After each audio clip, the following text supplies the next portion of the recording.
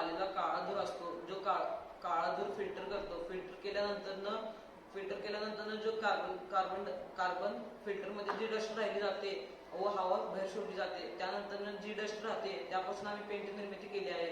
त्या पेंट निर्मितीसाठी आम्ही 2 टँक घेतलेले आहेत. त्या एका टँकमध्ये आम्ही वॉटर, गम, डस्ट, ग्लिसरीन आणि ऑइल घातलेला आहे. त्याबरोबर आम्ही एक मिक्सर तयार केले आहे, जेणेकरून ते सगळं मिश्रण व्यवस्थित मिक्स होण्यासाठी. त्यानंतर आम्ही दुसऱ्या टँकमध्ये जो मिक्स झालेला कलर असतो, जो बाहेर दुसऱ्या टँकमध्ये घेतला आहे. यापासून या वेस्ट पासून बेस्ट असं आम्ही डस्ट पासून पेंट निर्मिती केली आहे.